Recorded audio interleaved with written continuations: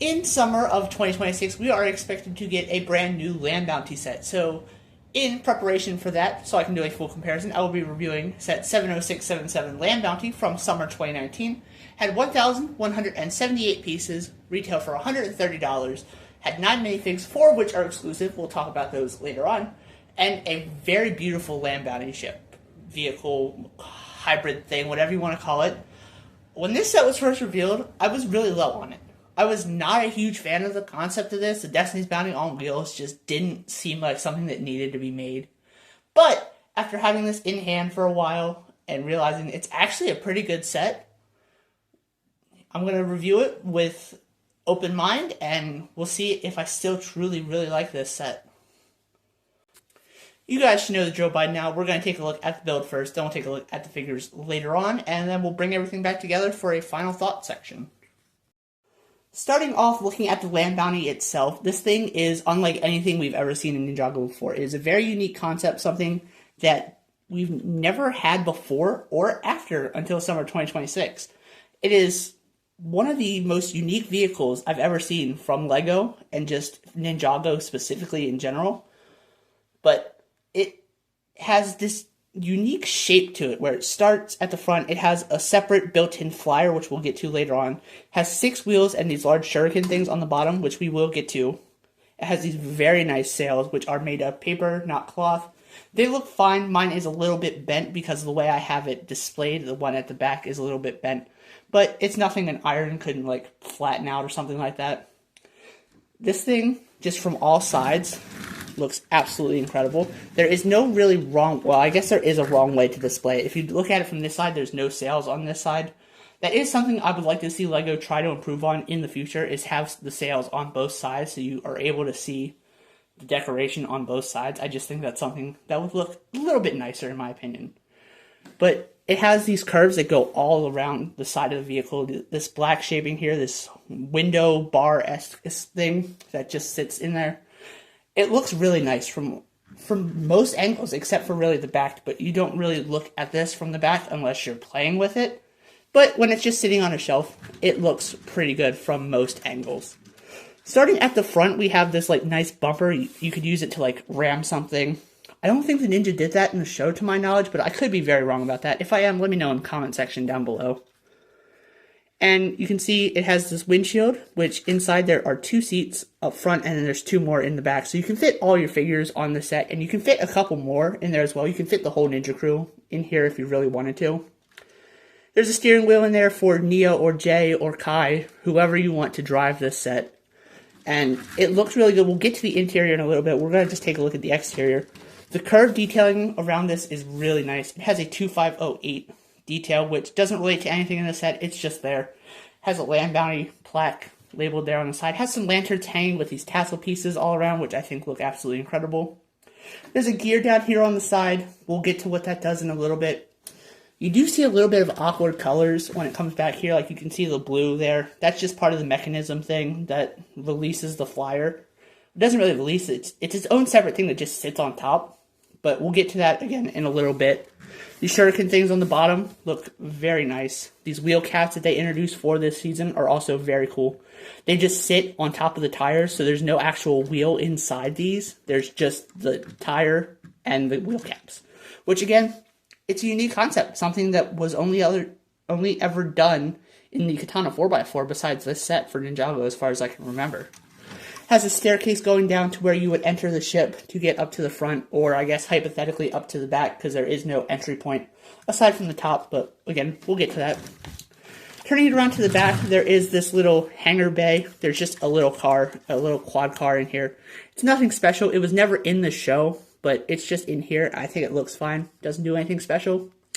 And it's kind of awkward to get it out and get it back in. Like, you'd have to imagine it falling, but it's its own unique little thing. It's never in the show, but it's a nice concept. Maybe it's a visual representation of the Katana 4x4, because that in the show did fit inside the Land Bounty, and Cole's dirt bike did as well. But there's no representation of Cole's bike. Anyway, moving on.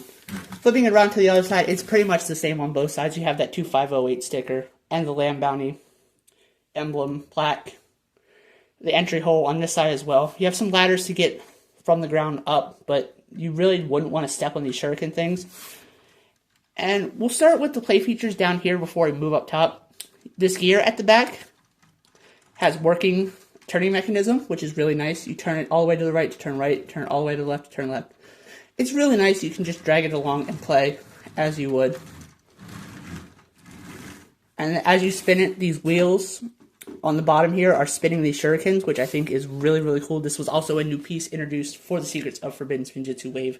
Looks absolutely incredible in my opinion. One of my favorite pieces they've introduced for Ninjago in relatively recent years. This is 7 years old now by this point, but it's still a perfectly good set in my opinion. We'll finish taking a look at the exterior before we move inside. There is a cannon up here on the main deck. It can spin 360, almost 360 degrees. It can if this part is not attached to it. You have a couple extra cannonballs or whatever you want them to be. A couple daggers on the side. And then this is the separate flyer that removes and detaches. We'll take a look at that again here in a little bit. It has this nice steering wheel and a little, I believe, printed control pad, which I think is really nice. Looks absolutely incredible. I usually put Master Wu up here as like the captain of the ship because Master Wu is, hypothetically, would be the captain of this. But overall, this looks pretty good. From most angles, again, it looks pretty good. There's this potted plant up here that doesn't signify anything of importance. It's just there for decoration. And I think it looks nice. It's a little mini bonsai tree, if you will. I think it looks pretty good. The engine thrusters on this do look very nice as well. It has a lot of orange coming out of it. These thrusters up here are used for a little bit of extra power, and if you want to activate them, you just pull down this lever here, which hypothetically would allow this to take off and fly. But again, we'll get to that here. Some more thrusters down at the bottom, just this one that turns the steering, and a couple more just dotted throughout the back of this. You don't really look at this from the back too often. It doesn't look that great from the back, but it still functions pretty nicely, and to close the thrusters here, you just pull that back and then release to pull forward. There you go, just like that. To get to the interior, it is a little bit of a process. So first, we'll just take this thing off entirely. We'll look at that later. Then we'll take the sail off just for easier access to it so the camera can look into it. And then we'll take this little section off that has the cannon on it. And then we'll look at the interior of this. Over here in the back, you see there is a spring-loaded shooter. You can raise that up with the gear that I'm sure you guys saw on the other side. You can just raise that up by turning the gear. It does have a 360-degree range of motion. You can go up and down as well. It looks pretty nice. It's a spring-loaded shooter. We all know how they work by this point.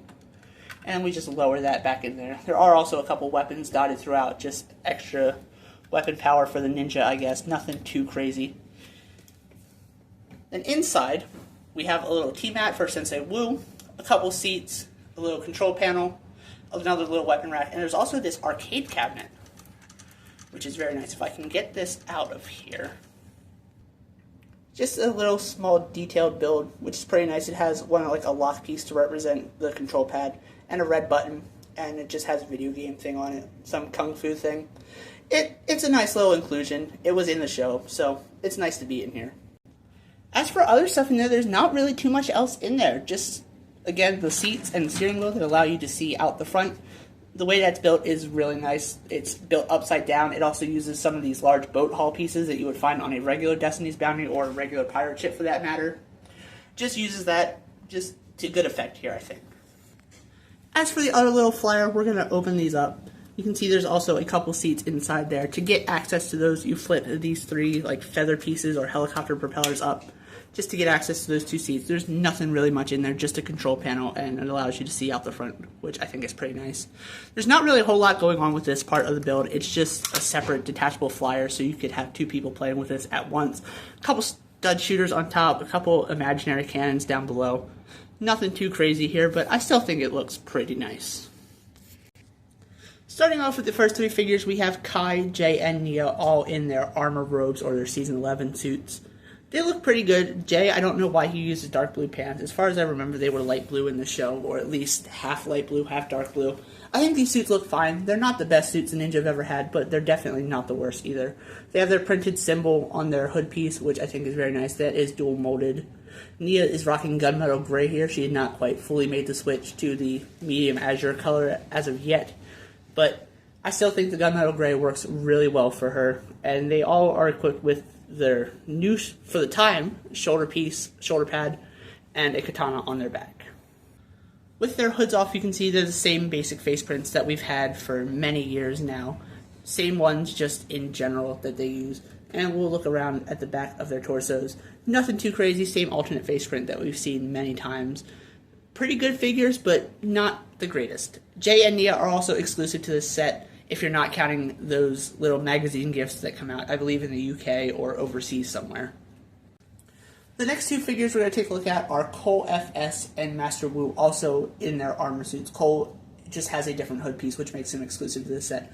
Master Wu is completely exclusive to this set. Can't find him in any other sets, magazine gifts, anything completely exclusive. These figures look pretty good in my opinion. Turning him around to the back, we can see he has that ponytail there, just peeking through behind his bamboo hat, which I think looks pretty nice there. And we'll take some of the stuff off so you can get a better look at the figures themselves. Looking at the figures' face prints, Cole's is the same one that we've had for many years at this point. And Master Wu's, I believe this was the first time that he used this face print. Turning around to the back, you get a better look at that ponytail and the nice golden dragon printed on his torso, which shines, if you just shine the light directly on it, looks pretty nice. Cole's back torso print, nothing super crazy, but still looks good. Cole also comes with one of these Forbidden Spinjitzu tornado pieces. They're very similar to the mold that were used for the Legacy spinners, but different. They don't have the handles to clip on accessories to them. Looks pretty nice. It's molded in trans glitter orange and gunmetal gray. I think it looks pretty good here. Next up are Asphira and Char. I was never a big fan of Asphira's minifig, just because she doesn't use the snake tail piece like she should have. She used the ghost tail or the Jin tail piece. Was never a huge fan of this figure. She also comes with the Scroll of Forbidden Spinjitzu in the fire form, because she was in the fire chapter of this season. Char is a pretty nice minifig. The black and orange works really well. Both of their headpieces are dual molded. Asphira is gold and trans orange. Char is black and trans orange. And the light shines through them very nicely. I think these figures look really good. Char also has a recolor of Asphira's armor piece in that copper color, which I think looks really good. With their armor removed, we get a better look at their torsos, and flipping them around to the back. Their torsos look pretty nice on the back as well. They're decent figures. Asphira is definitely not my favorite, but Char is a pretty good minifig. And the last two minifigs are just foot soldiers. On the left, we have the Pyro Destroyer. The only difference between him and the Pyro Slayer on the right is the armor piece. It's the only thing that's different. They are entirely the same figure other than that. Their heads are dual molded with brown and trans orange, which I think looks really good. It's just the same mold as Asphira's head, just recolored. They do have some nice copper weapons and accessories. I think they look pretty good. They're pretty solid minifigs in my opinion. They're the exact same aside from the armor piece. So after reviewing this set, I still think it's a really good set. I think the new version of this in summer 2026 is also going to be a good set. I'm excited to compare them and see what's different, what's similar about them, if there's anything similar about them. We haven't seen official pictures of it yet. It was revealed by the designers themselves, but there's no official white background images yet. So when those come out, I will be covering that and talking about the comparison between these two. And until then, we'll just have to wait and speculate. Thank you guys so much for watching. Hope you enjoyed. And with that, I'll see you guys in the next one. This is Jimbo8304 signing off. Bye.